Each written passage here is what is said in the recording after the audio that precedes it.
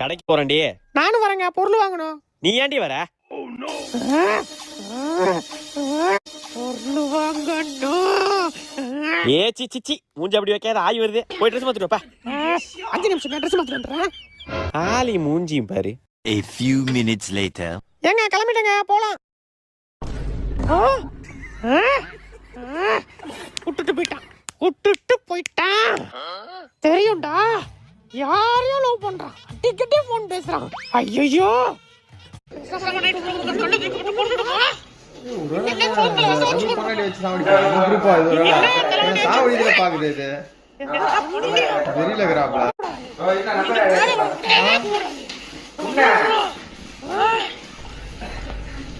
பாத்துட்டாப்ல.